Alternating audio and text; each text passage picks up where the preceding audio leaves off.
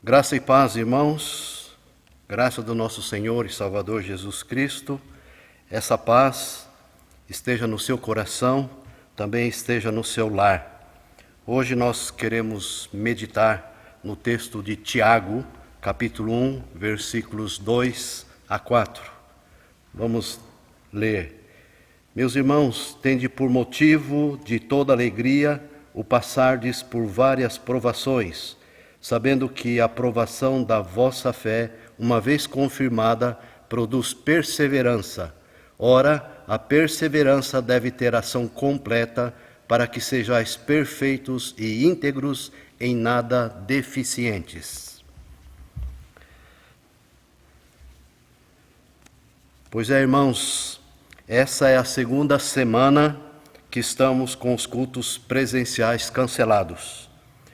E a gente já está com muita saudade. Saudade de cruzar com os irmãos pelos corredores da igreja, cumprimentando, dando aquele abraço.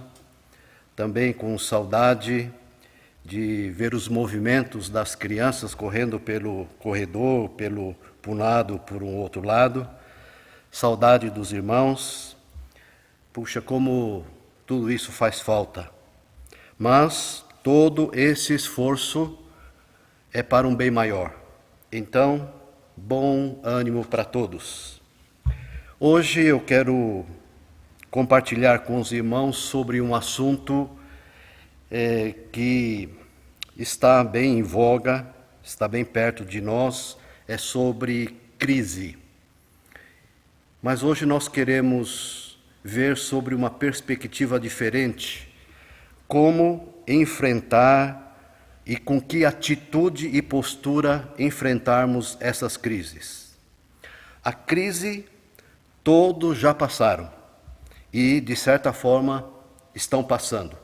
Não só por essa pandemia do coronavírus, que as autoridades estão dizendo que isso vai passar.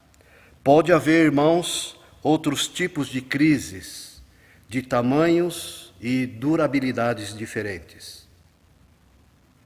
Quem sabe a crise financeira, que já tinha antes dessa pandemia e que certamente vai piorar após esse tempo. Crise conjugal, que perdura, quem sabe, já há muitos anos. Crise de ausência por perda de entes queridos. Crise por muito trabalho ou por falta dele. Crise do distanciamento da família. Para manter um padrão de vida, o trabalho tomou conta. E muita luta de como conciliar essa situação. Crise emocional, causada por inúmeros motivos. Crise de se sentir longe de Deus, por pecados que não consegue se desvencilhar. Isso faz parte da nossa caminhada de vida. Como cristãos, de forma alguma estamos isentos de passar por elas. Homens e mulheres. Desde lá o Velho Testamento passaram. E hoje também estamos passando por crises. O grande desafio é como vamos passar por elas? Com que postura? Com que atitude? Quero olhar para a Bíblia e ver alguns personagens que nos dão ótimos exemplos de como, com que atitude e postura enfrentar essas crises. Ok, vamos para a primeira atitude. A atitude sem murmuração. Um bom exemplo de murmuradores é o povo de Deus, filhos de Israel. Observem bem, na aflição imposta por Faraó do Egito, levou os filhos de Israel, diz o texto, que estes gemiam sob a servidão, lá em Êxodo capítulo 2. Esse povo clama ao Senhor e esse clamor chega até Deus. Deus, ouvindo o seu gemido, atentou para a condição dos filhos de Israel. No processo de atender esse povo, nesse tempo, eles reclamaram, eles murmuraram contra os seus líderes e contra Deus. Olha só, gemiam sobre a servidão e clamaram, e no meio do caminho, esse povo diz que preferia ficar no Egito, mesmo debaixo da servidão. Mas pelo menos lá no Egito estavam assentados junto às panelas de carne e comiam com fartura pão. Para sair do gemido da escravidão é preciso pagar o preço do sacrifício. Deus, por meio de um milagre, envia o maná, envia as cordonizes. Os filhos de Israel murmuraram por não ter água para eles, para os filhos e para os seus rebanhos. O Senhor providencia água. Naquele lugar ficou marcado e se chamou Massá e Meribá, porque os filhos de Israel contenderam e tentaram o Senhor, dizendo: está o Senhor no meio de nós ou não? Para sair do gemido da escravidão, é preciso olhar com atenção o que Deus prometeu, o que Deus fez, o que Deus está fazendo e o que Deus fará. É andar por fé. Se assim não for, vai murmurar, e até o coração poderá se encher de incredulidade. Essa é a primeira atitude, sem murmuração. Outra postura e atitude para enfrentar as crises é com fé. Um bom exemplo bíblico foi quando Josué teve que atravessar o Rio Jordão. Lá em Josué capítulo 3, nós encontramos esse relato. Diz o texto que o Jordão, que eles precisavam atravessar, transbordava sobre suas ribanceiras. Ou seja, estava fora do normal. Estava numa situação atípica, mais complicada. Aqui, nesse texto, nós encontramos orientações de Deus que são bem claras para Josué de como atravessar o Jordão. Irmãos, permita-me relembrar tais orientações. Lá no capítulo 3 de Josué, no versículo 3, a primeira orientação era: eles deveriam partir do lugar e seguir a Arca da Aliança. A Arca da Aliança simboliza a presença de Deus. Isso quer dizer o quê? Que não podemos ficar parados. E aqui esse texto diz que devemos seguir a presença de Deus. A segunda orientação se encontra no versículo 5, que diz que deveriam se santificar para então ver as maravilhas que o Senhor faria. Aqui está um chamado para a santificação, o qual era o grande desafio para ver o mover de Deus ali, para ver os milagres de Deus acontecendo. Então a orientação foi: santifiquem-se. No versículo 6 nós encontramos a terceira orientação: os sacerdotes deveriam levantar a Arca da Aliança, que simboliza a presença de Deus, e a arca deveria estar à frente do povo. Irmãos, aqui está um princípio importante. A Arca da Aliança, que simboliza a presença de Deus, ela deve ser levantada e deve estar à frente do povo. Não é no meio e nem atrás. Deve estar à frente do povo. A presença de Deus deve ir à frente. A quarta orientação de Josué se encontra no versículo 8, outra vez para os sacerdotes, e diz que estes, antes de chegarem às bordas das águas, deveriam parar. Irmãos, esse negócio de parar não é fácil. Normalmente a gente quer fazer as coisas. E a orientação aqui é bem clara: antes de chegar nas bordas do Jordão, deveriam parar.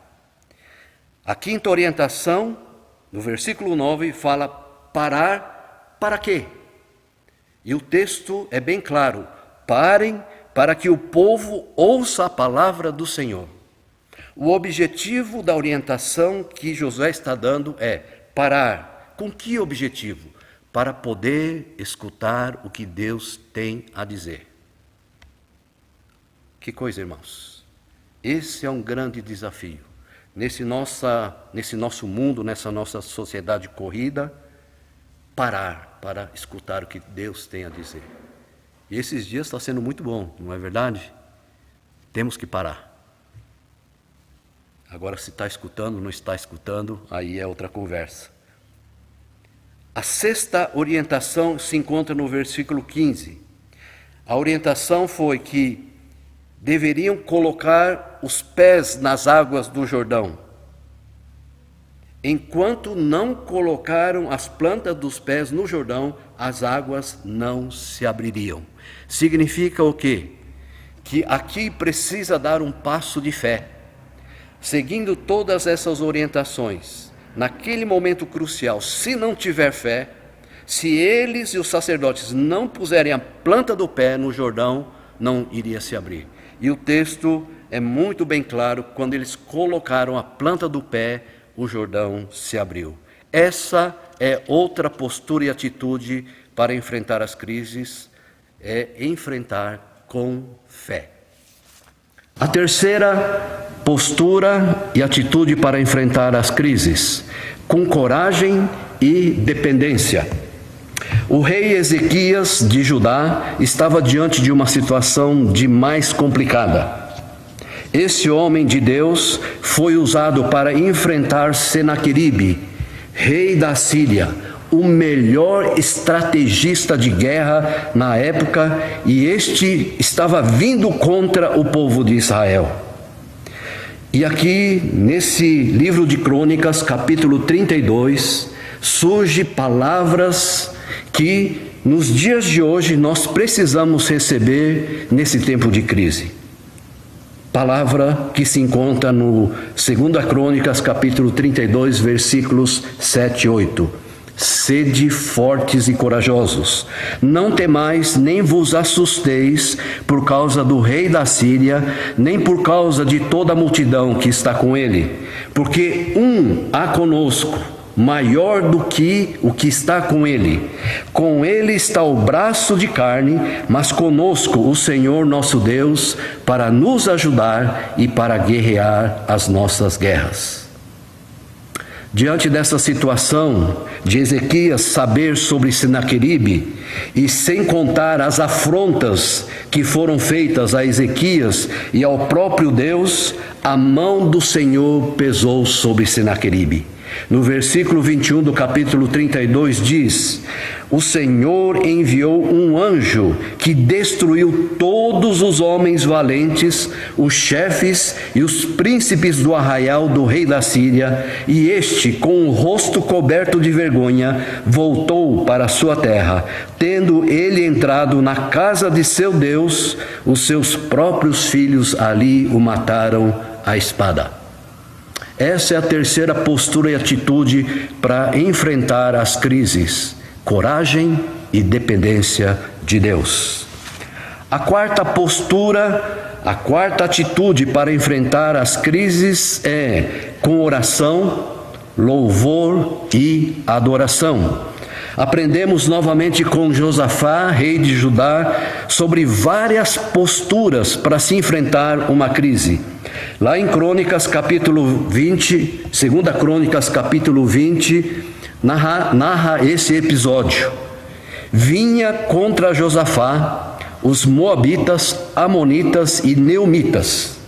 Josafá teve medo e buscou ao Senhor por meio de oração e jejum. Todo Judá se uniram, crianças, mulheres, em um grande movimento de oração.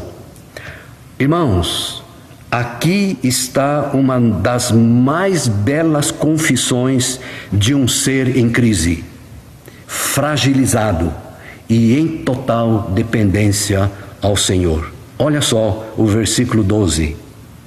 Ah, nosso Deus, acaso não executarás tu o teu julgamento contra eles?